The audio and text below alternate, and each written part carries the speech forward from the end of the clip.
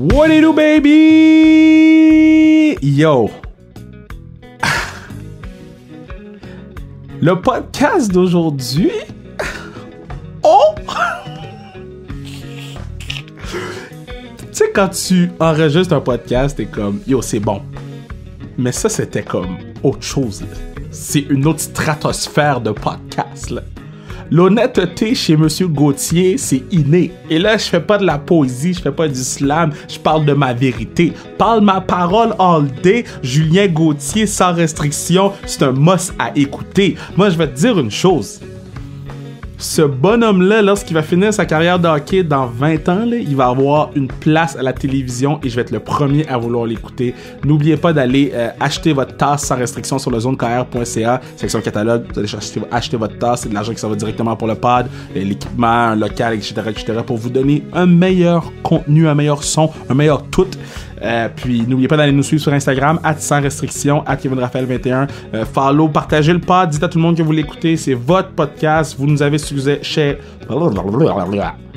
suggéré plusieurs personnes, puis on est en train d'enregistrer là, on est en train d'enregistrer beaucoup de pods parce que si je recommence à tourner ou quoi que ce soit, je veux m'assurer qu'on puisse quand même vous donner 3 podcasts par semaine, c'est mon objectif. Là on est rendu à quoi, 25-26 épisodes, puis je suis fier de ce qu'on a réussi à faire. On peut encore faire mieux, donc on continue à travailler, continue à être là pour nous supporter, puis n'oubliez pas qu'à 2000 followers, nous on release un podcast fait avec un joueur top 5 de la Ligue nationale de hockey québécois. Donc, il faut absolument suivre parce que dès qu'on sera à 2000, on le release. Qu'on soit dimanche, qu'on soit mardi, qu'on soit jeudi, je m'en fous de la journée. Dès qu'on est à 2000, on le release. Donc, dites à tout le monde d'aller suivre. Puis, vous allez pouvoir entendre cette entrevue avec...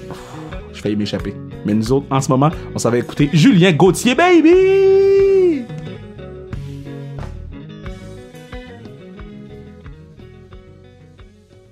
Bon...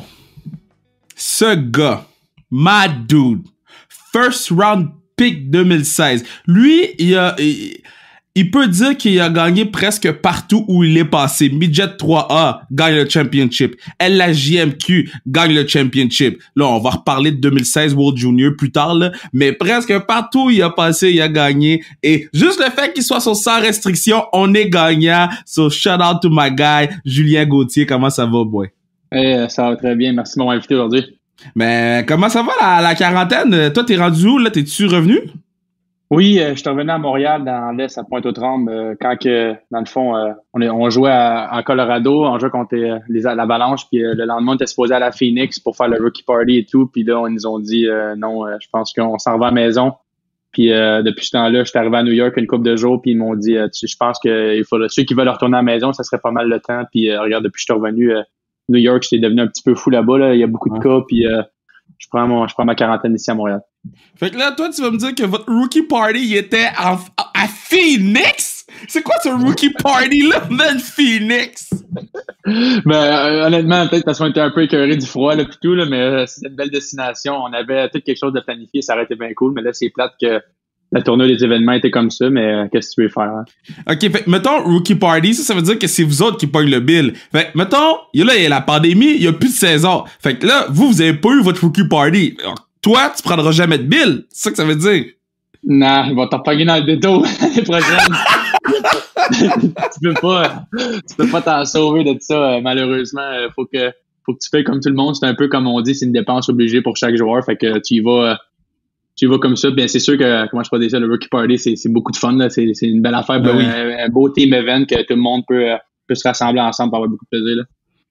Moi, tu sais, j'ai eu la chance ou le devoir d'organiser une couple de Rookie Party, pis c'est tout le temps très, très le fun à voir les boys aller voir les stories Instagram, les Snapchat privés, on va dire ça comme ça. Est-ce que quand t'arrives dans le vestiaire, parce que là, toi, t'es passé de la Caroline vers les Rangers, là, t'arrives, t'es rookie, grosse ville, Big Apple, c'est-tu stressant? En plus, il y a plein de vétérans, là, avec les Rangers.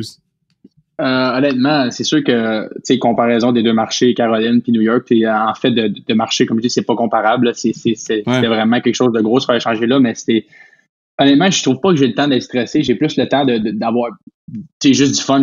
Quand la première fois que je suis rentré J'étais échangé avec les Rangers, puis j'étais arrivé dans la chambre, comment t'appelles ça, l'arena de pratique, puis les gyms, puis c'est meilleur que ce que tu peux t'imaginer. Honnêtement, tout ce que tu peux t'imaginer avec les Rangers, ils font vraiment incroyable. C'est pas pour rien que c'est comme un world-class organization. Tout le monde veut jouer là. La première fois que j'ai mis les patins au Madison Square Garden, là, puis même encore les autres fois après, j'ai comme des frissons. Là, tu rentres, puis l'arena est pleine, le monde aime le hockey.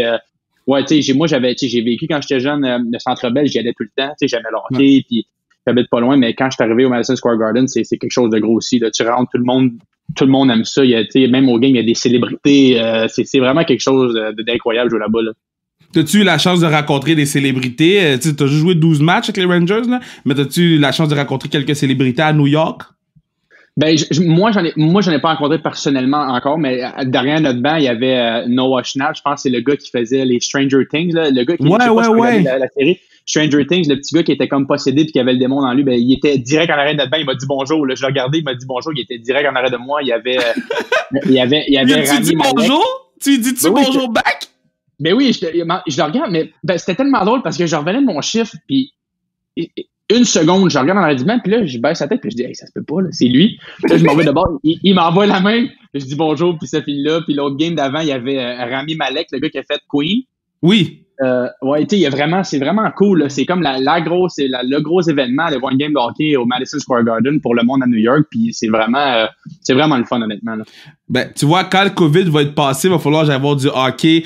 Puis je vais compter sur toi pour que tu me diriges là-bas parce que le seul truc que j'ai vu au Madison Square Garden, c'est la lutte. Ouais, la prochaine fois, que je t'invite, je vais prendre tes billets puis tu viendras au Madison Square Garden, on va faire un deal. My guy. Moi, je vais t'inviter à la lutte. T'as-tu déjà été?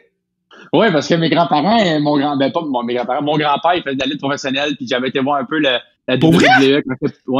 J'ai été voir un peu la WWE au Centre Bell quand j'étais plus jeune, après ça, une couple de fois. Puis, ouais, ça fait longtemps, ouais. Attends, ton grand-père, il faisait de la lutte? Ouais, professionnel. Mon grand-père faisait de la lutte professionnelle quand j'étais plus jeune. Enfin, mais tu sais, j'étais pas plus jeune, avant je sois né, puis tu sais, ça a comme resté dans la famille un peu, puis c'est pour ça que ça m'intéressait, tu sais, j'aimais ça, voir comment ça se passait. Puis c'est sûr que c'était...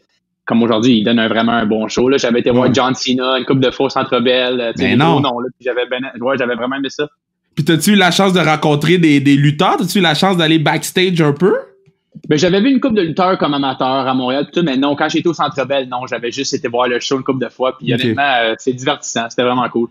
Ah, c'est hot, man. Tu vois, je savais pas ça de toi. C'est comme l'autre fois quand on avait parlé des shoes. Toi, t'es un gros fan des souliers, là. Ouf! Je m'en fais peur moi-même, honnêtement. Je me suis fait... faudrait que je t'envoie ça bientôt en photo. Je me suis fait faire un rack à souliers custom, puis je rentre à peu près 60 à 70 paires de souliers, puis il reste à peu près 3-4 cases de vide dedans. Là, fait que, avec les années, ouais, mais tu sais, j'ai eu beaucoup de commandites avec Nike Elite. Tu sais, c'est comme un site que tu peux faire tes souliers. J'ai reçu pas mal des affaires comme ça. Je m'en faisais faire, puis tu sais, ça me coûtait rien, mais aussi je n'ai acheté pas mal. Je te dirais que c'est la seule petite addiction que j'ai, c'est vraiment les souliers. Tu sais, je suis vraiment la mode de ça, puis c'est quelque chose que j'aime bien gros. Puis honnêtement, on dirait que je remarque pas toutes les fois que j'en vois une belle, je me dis pas j'en ai d'autres. Je me dis ouais, je vais l'acheter celle-là. C'est jamais comme il y a jamais de fond, on dirait. Ça mène vers la fameuse question que je pose aux boys. C'est quoi t'as fait avec ton premier chèque? Mon premier chèque, honnêtement, là, c'était mon bonus quand que j'étais quand que je m'en allais à Val-d'Or, parce que j'ai signé juste après avoir été drafté, comme 2 semaines après, fait que j'ai reçu mon chèque dans le milieu d'été. Je me suis acheté le gros MacBook de l'année, là, le MacBook Pro Air, je me rappelle plus trop. Là, après ça, c'était une paire de Yeezy, une paire de Yeezy, puis le reste... Puis le reste, je l'ai mis à la banque. Là. J'étais pas trop un dépenseur. Là. J'aimais bien faire une bonne base puis ramasser mon argent, mais c'est sûr que c'est ça. Mais mettons, quand tu reçois, tu sais, là, t'avais quoi? T'avais 18 ans quand t'as reçu ce chèque-là? Oui, j'avais 18 ans. Oui, OK, quand tu reçois ce chèque-là, là, quand tu marches dans le Carrefour Laval, là, est-ce que t'as la tête bien haute pis t'es comme, moi, je peux acheter dans tous les goddamn magasins? Mais là, c'est sûr que, tu sais, aussi, c'est pas rien que ça, c'est qu'en allant au Carrefour Laval, quand tu gazes ton char, tu peux mettre du super pis ça te dérange plus trop. C'est sûr que c'était comme une affaire que je me dis, bon, je mets plus jamais d'ordinaire dans mon char. Ça a commencé de même avec le contrôle, mais c'est sûr que Comment je pourrais dire ça? C'est de l'excitement parce que quand t'es dans le junior, honnêtement, là, tu sais, le monde ne le savent peut-être pas. Tu sais, le monde dit on joue junior majeur, c'est bien cool. Oui, c'est le fun, c'est une bonne ligue, puis il faut que tu joues là pour te rendre plus loin, mais tu gagnes $60 semaine. Jusque de 16, dans le fond, de 16 à 19 ans, tu gagnes $60 semaine. Là, si t'es un. Tu sais, c'est vraiment pas beaucoup, là. C'est plus que pas beaucoup, dans le fond, là. Fait que quand tu as reçu ton premier chèque, c'est sûr que mes parents m'en avaient parlé beaucoup, puis j'ai jamais grandi en manquant de rien, tu sais. Fait que l'argent, ça m'avait jamais fait peur. Mes parents y en avaient, fait que, tu sais, c'était tout le temps mettre de l'argent en banque. Tu peux te gâter, par exemple, parce que c'est important, mais vraiment, tu sais, mais je me rappelle, j'avais été au Carrefour Laval, j'avais fait une coupe d'achat là, mais rien de spécial, honnêtement, là.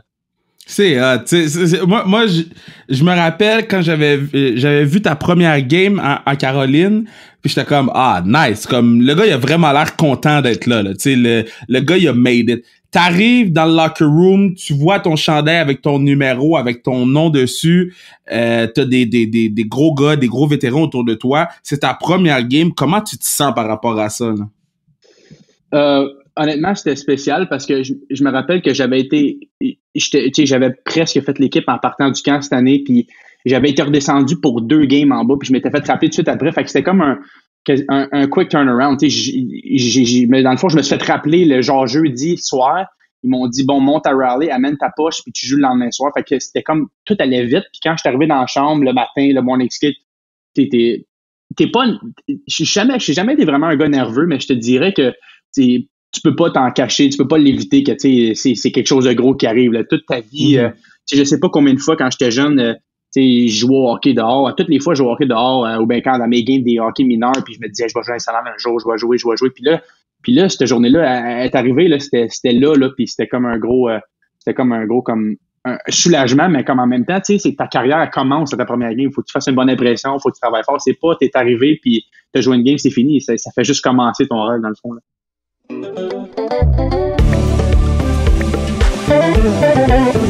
Yeah, c'est le moment que je vous dis que votre compagnie pourrait assurer la pérennité du pod. Mais vous aussi, vous pourriez le faire. Hein? Vous achetez la tasse sans restriction sur le zonecarrière.ca. Nous, on vous ship ça. On écrit un petit mot personnalisé and shit. Et puis là, vous buvez votre café en écoutant le pod. À quel point tout est dans tout. Donc, on retourne écouter l'entrevue parce que l'entrevue est trop bonne. Mais je vous dis zonecarrière.ca si vous voulez vous procurer la tasse. Puis assurer de financer votre pod, le pod du peuple. Puis s'assurer qu'on puisse continuer à perdurer pour toujours.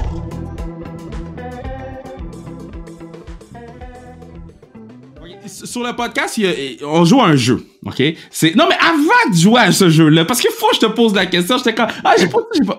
Quand, moi, au début, quand j'ai vu les célébrations des Hurricanes, j'ai dit, je vais me battre avec l'autre équipe si ça m'arrive à moi. C'était quoi votre mindset, les Hurricanes, quand vous avez décidé de faire ça? Puis c'est qui trouvait les idées? Mais honnêtement, ça a parti vraiment là. Comment je peux dire ça? Ça s'appelle le Storm Surge qu'ils appellent ça là-bas. Ouais. Les célébrations après game, c'est un peu parti, c'est parce que en Caroline, ça faisait longtemps que c'était une équipe perdante. T'sais, ça faisait 8-9 ans qu'ils faisaient pas les playoffs. Les fans, ça commençait vraiment à être là, long, qu'il y en avait pas dans les games. Je me rappelle, des fois, on faisait des games hors concours là, dans mes premières années, des camps, puis je me demande s'il y avait 2000 personnes dans toutes les estrades au complet. Là. C'était vraiment comme... Ouais, c'est ça. C'était vraiment comme... C'était pas... c'est pas plate parce que c'est plus triste que d'autres choses. Fait qu'en faisant ça, on dirait que le fait d'avoir embarqué la foule avec nous, puis juste mettre de l'ambiance dans l'aréna, honnêtement, ça a fait vraiment comme une nouvelle ère de hockey en Caroline. Mais c'est sûr que, comme tu dis, j'ai ni vu une couple de joueurs qui se sont moqués des célébrations parce que c'est pas le... Tu sais, quand tu perds, moi, je suis un gars compétitif. Quand que je perds, j'aime vraiment pas ça à la base. Mais si quelqu'un me nargue en faisant une célébration en plus, c'est sûr que c'est comme la série sur le Sunday. Là. Des fois, c'est moins le fun. Puis c'est vraiment, je pense qu'ils font pas ça pour narguer l'adversaire. C'est vraiment pour les fans parce que, comme je te disais, le désintéressement était comme grand là-bas. Là. Puis ils ont vraiment fait, honnêtement, je leur donne crédit pour ça. Ils ont fait une bonne job à rassembler l'aréna avec les fans. Comment tu dis attendance en anglais, mais je pense que c'est la foule. Ouais, c'est ça. La foule elle a vraiment augmenté. Ils ont été capables de même faire des sell-out games, puis honnêtement, chapeau pour ça. Qui trouve l'idée? Y a-tu un joueur là que lui, son samedi soir, pendant que les boys sont à la bière, lui, il a son petit calepin puis il cherche des idées?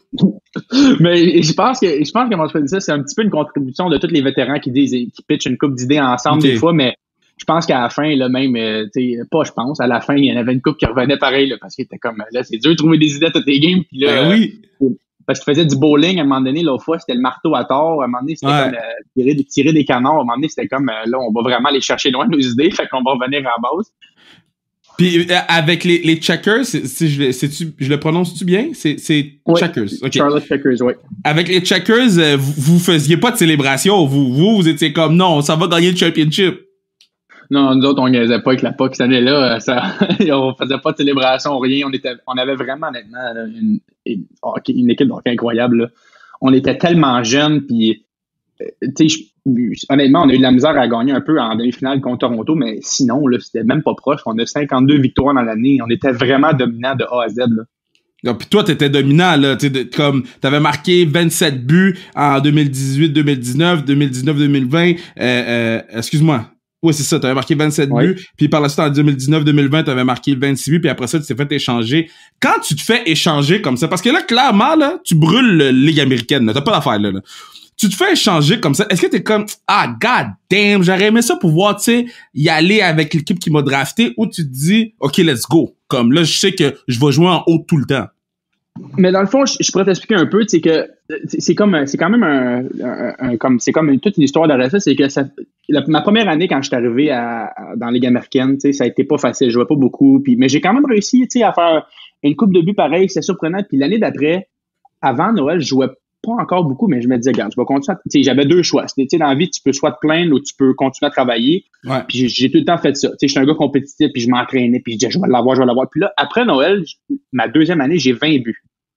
Ouais. Juste après Noël. Fait que là, j'étais comme, mais là, il faut qu'il se passe quelque chose. Fait que là, j'arrive l'année d'après, et je venais d'une grosse saison. Là, 27 buts dans la Ligue américaine, c'est quand même beaucoup. C'est dur marquer, puis c'est pas évident. Puis là, j'arrive l'année d'après, puis ça va vraiment bien au camp. Là. Je pensais vraiment faire l'équipe, right off the bat, là. Puis, puis finalement, ils m'ont coupé. Puis, mais, là, ça a été vraiment comme un point tournant dans le sens que là, je savais pas, s'ils voulaient me faire jouer avec eux parce que, il y a comme un certain point dans ta carrière quand t'es jeune. Il y en a qui l'ont pas vécu, puis il y en a qui le vivent. Si tu commences à la nationale, puis ton organisation te donne des chances, puis des chances, éventuellement, tu vas devenir bon parce que c'est juste le fait que tu tiens avec les meilleurs, tu prends des trucs. Mais il y en a comme moi qui ont commencé en bas, puis si tu vois que tu t'améliores, mais qui te donnent pas de chance, à un moment donné, tu vas vieillir 23, 24, 25, puis c'est comme rendu là, on va donner la chance aux jeunes. Fait qu'il faut vraiment que tu fasses ce qui est le mieux pour ta carrière. Fait que moi, je voulais jouer dans la nationale, j'avais avisé l'organisation. Puis quand il m'avait redescendu, d'une de mes premières games dans la nationale, ça, c'était vraiment un point tournant dans ma carrière. C'était soit que je boude, puis ça va pas bien, ou je continue, puis regarde, je pense que j'étais comme 3e dans les buts dans la ligue, puis j'avais des games de jouer, puis beaucoup de genre, j'avais vraiment moins de games de jouer que les autres sur le classement, puis j'étais là, faut que ça aille bien, puis là, à un moment donné, je dis, il y a quelque chose qui est pas normal, parce que, t'as beau dominer, t'as beau avoir des buts, tu vois des gars qui font moins que toi, qui font pas nécessairement le même travail que toi, puis qui sont rappelés. Fait que là, c'était un peu frustrant, honnêtement. Puis, comme dans la vie, tu vas avoir ton break, you're gonna catch a break, mais tu sais pas c'est quand. Fait que moi, dans ma tête, c'était plus comme je voyais ça à la fin. C'est sûr que j'aurais aimé ça jouer pour la Caroline parce que c'est eux qui m'ont drafté, mais c'est plus comme, faut que tu vois ça vraiment comme une business, là, OK? Là, c'est pas juste des, ils m'aiment ou ils m'aiment pas, tu dois faire ce qui est le mieux pour toi. Fait que, j'avais pas nécessairement demandé un échange, mais je dis, moi, je veux jouer dans la nationale, s'il vous plaît. Je veux juste une opportunité, une chance. Puis, regarde, je me suis fait échanger pas longtemps après que j'ai dit ça. Puis, regarde, j'ai jamais eu à redescendre. Là, même mon coach, il dit, il n'y a pas d'affaire à aller en bas. Puis, je peux pas me plaindre. Puis, je suis vraiment content. Puis, je continue à travailler fort. Là. Mais donc là, est-ce que tu te sens officiellement comme un joueur de la Ligue nationale de hockey? Dans le sens que, tu sais, quand tu fais des up and down, tu sais, j'en parle avec certains boys, ils sont comme, tu sais, je sais pas encore, tu sais, je dis que je suis un joueur professionnel de hockey parce que je joue dans la Ligue américaine. Là, avec les Rangers, là, quand tu vas dans un bar, là, pis t'approches la fille, tu dis pas, je suis un joueur professionnel, là. Je joue pour les Rangers de New York. T'es même pas obligé de le dire, d'habitude, ils savent, mais... Tu montres la clé de la BM. Non, mais vraiment, tu sais, la manière que, tu sais, on fait des jokes, mais la manière que je suis arrivé avec les Rangers, tu sais, je me suis jamais, ils mettaient des gars dans les estrades pour moi au début pour que je joue, là, tu sais, c'était comme, ils m'ont fait une place, puis, oui, ils m'ont fait une place, on appelle ça le terme, c'est scratcher, ils scratchaient un ou deux gars par game pour me faire jouer moi, puis j'ai même pas passé proche de me faire scratch, là, j'ai tout le temps été dans l'alignement, puis ça allait bien, honnêtement, puis regarde, je suis arrivé, puis au début, j'avais juste une casquette. J'avais juste une coupe d'affaires. Puis là, à la fin, une semaine après, j'étais là, j'ai vu que toutes mes affaires étaient brodées avec mon nom, mes numéros. Puis là, j'ai dit, c'est bon signe. Puis là, ça allait bien. Fait que là, je me considère vraiment comme un Rangers de New York. Je payais avec eux autres. J'ai les entraînements en ligne en ce moment qu'on a avec eux. Je suis dans leur groupe. Je me sens vraiment pas comme un gars qui va leur descendre en ce moment. Mais on continue à travailler fort, on sait jamais. Je veux pas jinxer. On sait jamais ce qui va arriver dans une carrière, mais en ce moment, je me sens vraiment comme un Rangers de New York.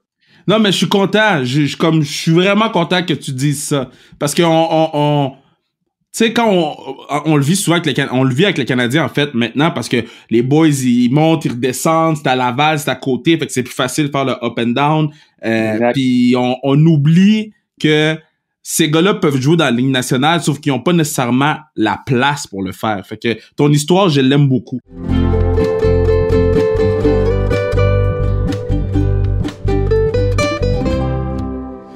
Sur le pod, on joue à un jeu où je te nomme un coéquipier, faut que tu me drops soit une petite histoire ou une petite anecdote sur la personne. Et sans aucun doute, moi, j'ai besoin que tu me parles de cet homme. Parce que si je le vois à la télévision, le patinet porte un three-piece veston comme si c'était le président des États-Unis, Henrik Lundqvist. Ton patinet Henrik. Ton patinet Henrik! Honnêtement, Henrik Lundqvist, c'est comme un peu... c'est comme un icon à New York, tu sais. Ah ouais. Hein? Parce que il a tellement été dominant pendant tu sais, c'est sûr que il vieillit comme tous les joueurs, puis c'est normal, mais il a vraiment été dominant pendant, tu sais, on parle d'un 7 à 10 ans là, qui a vraiment dominé la ligue en fait de statistiques, puis il était bon pour les Rangers, puis tout le monde a son chandail dans les estrades, puis ce gars-là, il est vraiment, moi je peux dire ça, il a pas, tu peux jamais dire que ce gars-là a quelque chose de pas correct. Ses cheveux sont plats. Puis, admettons, d'autres, on va tout être habillés je te dirais un sweatpants. On arrive dans l'hôtel, on met les loafers de l'hôtel, tu sais, des affaires comme ça. Là. On arrive tranquille, comme tout le monde. Puis, il va tout le temps arriver bien peigné, sharp, tu sais. Les habits, c'est plus que bien fité. Il paraît bien, tu sais. Le gars, il a de l'argent, il s'ajoute des belles affaires. C'est vraiment un exemple à suivre de professionnel. Honnêtement, je te dirais que c'est comme je t'ai dit, c'est un icon. Puis j'ai entendu dire qu'en Suède, d'où est-ce qu'il vient, c'est vraiment comme tout qu'un personnage là-bas. Là. Tout le monde le connaît, tout le monde sait c'est qui. Puis c'est le fun d'apprendre des gars comme ça parce que c'est vraiment la vraie définition du mot professionnel. Là. Ah, c'est nice. OK, next. Je suis content que tu me dises... Julien, je suis vraiment content que tu sois sur le pod parce que, t'es vraiment bon, tu parles bien. Clairement, t'as été bien élevé, là. Ils t'ont appris à dire des choses comme du monde. Puis, deuxièmement, man, t'es comme une belle bouffée de positivisme à travers tout le COVID. OK, next. Merci, je vais pas dire son prénom, là, c'est compliqué, là, mais Panarin, Tipin. Tipin. Tipin. Oh, je l'ai jamais entendu, celle-là. Tipin Panarin. J'ai entendu Bradman souvent, on l'appelle Bradman, mais Tipin, c'est rare, celle-là. Je vais l'appeler comme ça maintenant. À partir de maintenant, appelle-le Tipin. Tu dirais qu'à Montréal, c'est comme ça qu'on l'appelle. Je sais pas si j'ai le statut encore pour l'appeler Petit Pain, mais on verra, là. Mais honnêtement, Panarin, là, on se le cachera pas, on le sait que ce gars-là a signé un méga contrat cet été, là. C'est assez impressionnant. Mais ce gars-là est tellement humble, je le trouve vraiment gentil. Je suis arrivé... c'est pas un gars très bavard, honnêtement. Okay. Mais il est tout le temps gentil. Puis ce gars-là, comment je peux dire ça, quand il embarque sur la glace, là, c'est game time. Il voit la patinoire mieux que n'importe qui. Il fait des jeux, il est tellement skillé. Il fait des passes. Il est vraiment impressionnant. L'argent qu'il a, le 11 millions par année, c'est complètement mérité. Là. C'est un candidat pour le MVP cette année. Il carbure à l'offensive. C'est comme un game changer. T'sais, on a besoin d'un but puis un power play là. Il s'en va sur la glace puis il s'en va pour scorer avec ses teammates. Puis c'est quelque chose de... C'est un exemple à prendre, honnêtement, parce que il y a beaucoup de gars que ils ont des gros talents puis ils ont des gros skills, mais que des fois, il y a une game où il est là une game sur deux. Puis tu dis, c'est plate, mais lui, il est là à chaque game. Il est prêt à faire des jeux. Il trouve un moyen tout le temps un moyen de produire. Puis c'est impressionnant parce que la Ligue nationale, le monde ils comprennent pas des fois, mais c'est tellement dur faire des points, se donner de l'espace. Le jeu est tellement rapproché, tellement petit, puis ce gars-là, il y a des trucs, il se trouve des moyens, puis honnêtement, c'est le fun d'avoir allé. Puis comme je te dis, rien à dire en dehors de la glace. Là. C'est un super de bon gars, pas très bavard, mais très respecté de tout le monde. Puis il dit jamais un mot de trop. Puis quand il parle, le monde l'écoute. Puis c'est tout le temps constructif. Puis quelque chose dans le fond, quelque chose d'intéressant à dire. La première fois qu'il a fait sa célébration sur la jambe, là, t'as pas retenu ton souffle sur le banc, t'as pas fait « Oh hell no! » Mais j'espère juste qu'il va tout le temps se timer comme faut puis qu'il n'y aura pas quelqu'un à côté parce que sinon, ça va moins bien aller un petit peu, là. Sinon, tu fais le saut. OK. Oui, mais... Un autre. Lui, à Montréal, on l'aime pas, OK? Moi, comme... Je sais déjà c'est qui. C'est qui? Chris Kreider. Lui, là, OK, parle-moi de Chris Kreider parce que je pense que ennemi numéro 1, 2 à Montréal, c'est lui puis Marchand, là. Allez, je vais pas te mentir, là, quand je suis arrivé là-bas, moi, je savais que c'était un gars qui jouait à peu près comme moi. Là. On a vraiment, vraiment un style similaire de jeu. Là. C'est okay. Vraiment comparable. Là. Puis, honnêtement, c'est le meilleur gars pour moi que j'aurais pas pu avoir là-bas. C'est le gars qui m'a parlé le plus. C'est le gars qui me texte encore quand je suis à la maison en ce moment. C'est un vrai leader. C'est un vrai leader là, sur et hors de la glace. Là. C'est vraiment... C'est un gars comme... Puis aussi, je suis capable de me comparer beaucoup à lui parce qu'il s'entraîne beaucoup. Il a vraiment une belle shape. Il y a beaucoup de joueurs de hockey qui font des entraînements puis de la course, ça, mais lui, il est vraiment comme... il est vraiment en shape. Là, les deux, on a comme ça de commun aussi. Puis c'est vraiment un bon gars. Là. Je sais que tous mes chums même qui me disent là, Chris Kreider, il a gelé Carey Price. Mais oui, mais moi, c'est rendu mon coéquipier, là, puis je l'aime vraiment beaucoup. Puis honnêtement, si c'est un gars qui voulait prendre exemple dessus, puis la manière qu'il joue aussi, c'est pas le gars le plus flashy, c'est pas le gars qui va faire 40-50 buts par saison, puis il fera pas 80-90 points. Ça va arriver un jour, mais c'est un gars qui est constant à chaque année, qui apporte une grosse présence physique en avant du filet, il contourne les défenseurs, puis il est très fort, bon en protection de rondelles, puis c'est avec des gars comme ça, honnêtement, que tu gagnes des séries, puis tu gagnes des matchs de hockey. Là. OK, lâche pas, il t'en reste 3. Drops-tu avec Brandon Lemieux? Ben là, c'est mon teammate, ça va faire... Est-ce que c'est le genre de gars que tu dropperais contre le style? Parce que lui, il a l'air d'un gars que, god damn, je voudrais même pas passer proche de faire un pet à côté de lui parce que ce gars-là, il a l'air que les fils se touchent, là. Mais honnêtement, lui, c'est une question parce que c'est plus comme il y a ses cibles dans le sens, si t'es pas un batailleur ou si t'es pas un trash talker, un gars qui essaie d'écœurer tout le monde, il est pas vraiment intéressé à toi. Lui, il sait que c'est un gars de 3-4e ligne, c'est un grinder, il va dans les coins, mais si t'es gossant à l'autre bord, c'est sûr qu'il va aller te voir, il va te parler, il va essayer de se mettre en dessous de under your skin, il va essayer de vraiment te déranger, puis il est bon à parler, là, il y a des bonnes insultes, fait que des fois, c'est comme c'est fatigant, là, de parler avec un gars comme ça, là. C'est très bon, très bon. Bon, lui, c'est quelqu'un... En fait, avant, ça va être mon dernier, lui. Je le garde pour la fin parce que j'ai envie de te parler de lui un petit peu plus. Capo Caco, c'est ça? Yes, sir. Bon, lui, parle-moi un peu de lui. On dirait que c'est comme un grand mystère de la vie, là. Capo, c'est un très jeune joueur, là. Je pense qu'il a 18 ou 19 ans. Mais nous, il a été repêché 2e au total. C'est un jeune joueur qui a vraiment beaucoup de talent. Il est très skillé, il a un bon coup de patin, des bonnes mains, un bon lancer, un bon gabarit. C'est sûr qu'il va devenir meilleur avec les années et les années. Je te dirais pas que ça a été une année difficile pour lui. C'est parce que le monde, des fois, quand tu es repêché dans les 3 premiers, il y a vraiment des énormes attentes. Parce que des fois, comme une année, tu peux pogner McDavid, Matthews, puis il y a d'autres années que des fois, tu peux avoir un excellent joueur, mais que ça prend un peu plus de temps à se développer. Fait que des fois, je te dirais que les critiques, les commentaires sont assez difficiles envers les jeunes joueurs comme ça. Pas pour rien, parce que t'es choisi au premier ou deuxième, t'as des attentes, mais ça veut pas dire que parce que t'as une saison qui est pas comme que tu l'aurais voulu, que t'es pas un bon joueur. Puis les fans, des fois, faut qu'ils comprennent ça, que des fois, ça prend un peu plus de temps, mais c'est vraiment pas un gars bavard là, dans la chambre non plus. Il fait ses affaires, mais je peux pas te dire qu'à mettons, il va faire c'est pas lui qui anime la chambre puis tout. Là, il fait sa petite affaire, il essaie de s'améliorer, de travailler fort, puis mais comme je te dis, c'est sûr que je pense qu'il aurait aimé ça avoir une meilleure année pour lui-même, parce que c'est pas rien que ça. Il y a beaucoup de... à New York, c'est comme Montréal. Là. Il y a beaucoup, beaucoup de pression quand tu produis pas ou quand tu... Fait que je te dirais que je pense que lui, sa 2e, 3e saison, je pense qu'il va vraiment être de mieux en mieux, puis ça va vraiment bien aller pour lui. Mika Zibanejad. Lui, je l'ai tellement haï quand il a marqué le fameux but contre Team Canada. Lui, j'étais comme « Oh hell no! » Toute sa carrière avec Ottawa, je l'ai haï. Puis cette année, quand il a fait son comeback, revenu de sa blessure, le gars, il marque 5 buts. J'ai dit, tu sais quoi? Je vais laisser mon grudge de côté. Parle-moi de Mika Zibanejad.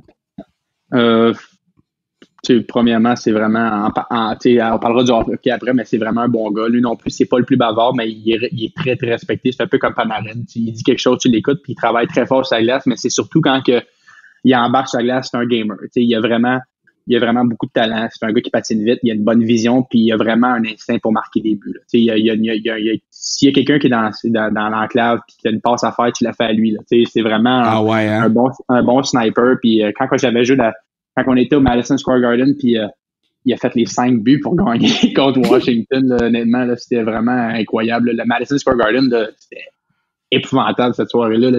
Tout le monde était debout. Puis c'est vraiment trippant. Il est vraiment bon. Puis c'est un gars, je sais pas si vous avez remarqué que il a vraiment une belle progression constante à toutes ces années. Il n'est pas arrivé dans la ligue en faisant 80-90 points. Il a vraiment, il a appris, puis il était bon. Il était bon depuis qu'il était jeune, mais là, regardez comment il est encore de mieux en mieux. Puis je pense qu'il y a encore, il a pas plafonné, là. Et je pense vraiment qu'il y a d'autres années vraiment à s'améliorer puis à faire des points comme ça. C'est vraiment le fun de jouer avec un coéquipier comme ça.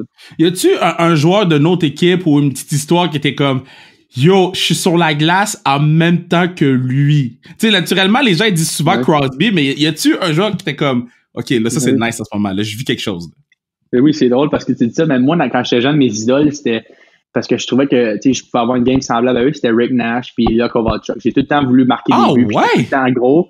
Ouais, tu sais, je sais pas si vous vous rappelez, mais quand que Rick Nash puis Ilya Kovalchuk étaient dans leur prime, là, c'était quelque chose de beau à voir sur la glace. Il y a pas beaucoup de monde qui fait marquer des buts comme Kovalchuk. Puis quand j'ai joué contre Washington, tu sais, il me connaît pas, puis c'est normal. Mais quand je suis arrivé au face-off, juste à côté de lui, puis il m'a fait un sourire avant le face-off, là, j'étais comme hey, quand j'étais jeune, là, j'avais ses chandails, c'était mon idole, là, je disais, hey, j'étais à côté de lui, puis je joue contre, là. J'étais à côté sur le face-off, puis ça a été vraiment comme dans ma tête, là, au face-off, j'étais comme, hey, on est parti de loin, puis c'est le fun, là. C'est quelque chose de gros que tu vis, là. C'est vraiment tes idoles vont devenir tes rivaux, puis c'était comme vraiment un gros moment pour moi dans ma vie, là. Ça paraît des fois, le monde m'a dit, ouais, mais pour moi, je trouvais ça vraiment cool. Oui, mais attends, tu as-tu redonné le sourire? T'as-tu dit quelque chose? Tu l'as accroché un peu?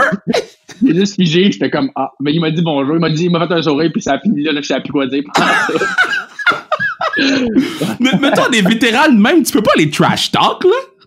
Non, puis surtout que moi, je suis pas un gars qui est fatigant, là. Si tu m'écœures pas, là, je vais pas commencer à gosser tout le monde, mais tu sais, un gars comme ça, le gars veut pas, il a plus de 400 buts à national, il a quasiment 1000 points, ça a été tout qu'un joueur, puis tes idoles de jeunesse, tu joues contre, puis t'arrives au face-off à côté, c'est sûr que ça m'a amené, ça va peut-être être moi, ça va être moi qui va être à sa place, mais en ce moment, c'était comme un gros comme ouf, ou comme wow, j'en ai fait du chemin, là. Je suis content que tu dises Kovalchuk parce que moi aussi, quand j'étais kid, Kovalchuk, c'était ma guy, là. Comme, oui, avec les Trashers. Ben oui. Puis tu sais, moi, quand il est arrivé à Montréal, j'avais acheté un jersey, puis moi, j'ai jamais rencontré Kovalchuk, puis tu sais, moi, les gars de hockey, ça m'impressionne pas, là. Tu sais, je suis comme, tu sais, c'est des gars de hockey. Mais moi, j'avais acheté un jersey, puis j'avais dit, si j'ai la chance de voir Kovalchuk avant la fin de l'année, je vais faire signer le jersey à Kovalchuk. C'est le seul joueur de hockey, de tout, là, que j'ai dit, lui, je vais lui faire signer un jersey. Est-ce qu'il y a un gars... Hein? C'est un drôle de point commun pareil que c'était. Ah oui, c'est fou. Ouais. Est-ce qu'il y a un gars dans la ligue qui était comme, hey, lui, là, j'irais lui demander un jersey signé, là. J'irais demander son game jersey, puis mettre ça dans mon affaire parce que lui, comme, c'est vraiment impressionnant. J'ai beaucoup de respect pour un gars comme, tu sais, Crosby, honnêtement. Tu sais, c'est un gars que, peu importe ce qui est arrivé, chaque année, il est tout le temps présent. Il produit tout le temps, il est tout le temps bon. C'est pas juste sur la glace, c'est un exemple en dehors de la glace. Il se fait jamais prendre dans une niaiserie, un scandale. Il est tout le temps sérieux. C'est tout le temps le gars qui ordonne à la communauté. C'est vraiment comme c'est plus comme un exemple à suivre. Là, mais il y a tellement des bons joueurs aussi, des gars comme McKinnon. Quand j'ai joué contre McDavid, là, c'est impressionnant. C'est des humains, mais on dirait qu'ils ont des talents incroyables. Là, c'est du travail. Il y a vraiment beaucoup de bons joueurs là, dans la ligue. Là. Mais man, je vais te dire une chose, c'était une conversation exceptionnelle. Va falloir qu'on refasse ça. N'importe quand. Puis tu sais, sur le pod, là, on a eu... on n'a pas parlé du World Junior, là, on n'a pas eu le temps, là, mais on en reparlera avec tu sais, les Thomas Chabot, les Anthony Beauvillier, ils sont déjà venus sur le pod. Samuel Montembeault qu'on veut inviter. Puis moi, je vais donner un appetizer aux gens. Là. Selon moi, vous aviez à part l'année avec Crosby, Bergeron, puis je pense que vous aviez l'équipe avec le plus de potentiel que j'ai jamais vu dans un World Junior. Oh, ma deuxième année là, à Montréal, on était tellement bons. Là. Ouf. Comme ça honnêtement, fait on avait aucun des bons joueurs. Tu sais, je vais juste dropper une coupe de noms, là, puis ça va être mon appetizer pour le futur podcast qu'on va, tu sais, à la fin du COVID, là, quand que tout va être réglé, tu sais, les Thomas Chabot, Matthew Barzal, Mitch Marner, Anthony Beauvillier, Braden Point, Montembeault, Gauthier. Man, c'était une bonne équipe. Moi, ce que je veux te dire, c'est, mettons, la Ligue nationale revient, là, parce que là, ils veulent vous faire revenir pour vous envoyer mourir dans un trou, là. Ben non, mais une affaire d'imbécile, là. Toi, t'as-tu patiné entre-temps? Est-ce que t'es prêt à revenir à jouer au hockey ou comme il faut un bon camp d'entraînement avant que vous recommencez? Moi, personnellement, j'ai juste pu faire du basic, du patin à roulette, mais j'ai fait beaucoup d'entraînement. Là. J'étais en top shape, j'étais en game shape encore pour l'entraînement physique, mais en fait, glace, même si je voudrais, premièrement, j'habite sur le bord de l'eau, je peux même pas me faire une glace sur l'eau, il y a pas de glace. J'ai vraiment aucune option, puis j'ai été voir les arénas par moi-même, puis non seulement je peux pas, il y a personne dans les arénas nulle part pour me parler. Tout est fermé. Je sais pas si tu as parlé à des gars qui ont des disponibilités comme Anthony ou Thomas, mais je pense pas qu'il y ait beaucoup de gars qui ont des glaces disponibles. Personne n'a patiné. Personne, c'est quelque chose qui revient sur le podcast à chaque fois. Ça fait 6 semaines, ça fait 7 semaines, ça fait 8 semaines, j'ai pas patiné. Puis après ça, ils veulent vous envoyer jouer. J'ai peur pour vous allez vous blesser.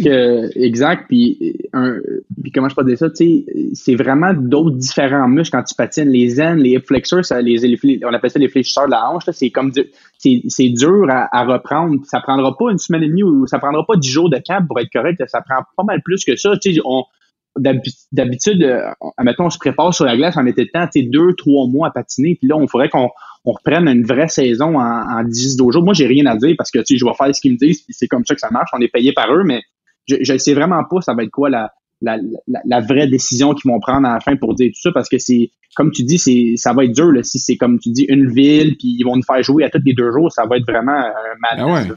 Mais regarde, toi, tu peux pas le dire, mais moi, je vais parler ma parole, puis ça va être écrit que Kevin Raphaël a dit « J'espère que vous revenez pas, parce que pour de vrai, ça va être trop dangereux pour vous autres. Puis, man, moi, j'ai besoin que tu sois mon entraîneur privé / mon motivateur, parce que le gars, il m'a parlé des flex muscles. »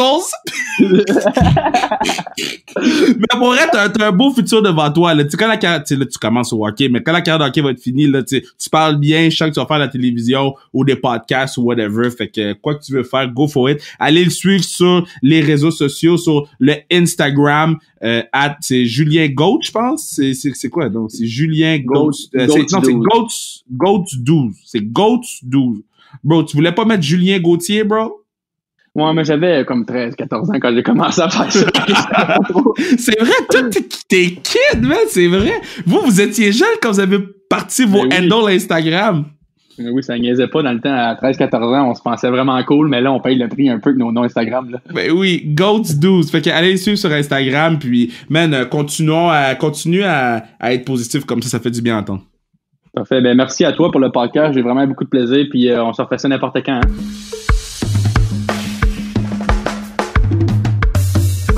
Quel jeune homme intéressant. Tu sais, moi, je vais vous dire une affaire, ok? Je vais être real avec vous, là. Tu sais, des fois, les joueurs de hockey ont la réputation de parler tout croche puis d'avoir l'air d'une bande d'imbéciles durant les entrevues. C'est pas les joueurs de hockey. Quand tu répètes la même question tout le temps aux boys, ça se peut que leur cassette, ben, elle saute des fois puis que les gars, ils savent pas parler. Parce qu'on se rend compte sur Sans Restriction là, que les joueurs qu'on pensait qui étaient pas capables d'enligner 4 mots, mais sont non seulement capables d'enligner 4 mots, puis 4 mots qui donnent des points au Scrabble. Donc, félicitations, Julien. Continue, man. T'es super brillant. Je suis fier de toi, puis j'ai hâte de te voir au Madison Square Garden quand tout va être reparti.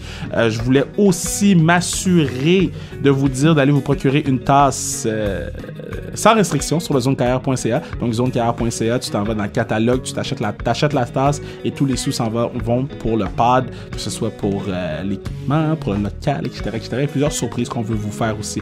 Donc, n'oubliez pas d'aller sur le zonecarrière.ca, section catalogue. Merci à Bruno Mercure, partenaire du pod. Merci à Mathieu Brutus pour la musique et continuez de suivre le pod sans restriction. 2000 followers, on release une entrevue exclusive avec un joueur top 5 québécois de la Ligue nationale. Je vous dis, vous voulez pas manquer ça. Le gars, il a failli manquer l'entrevue parce qu'il jouait à Warzone. C'est le seul indice que je donne. Let's go, baby.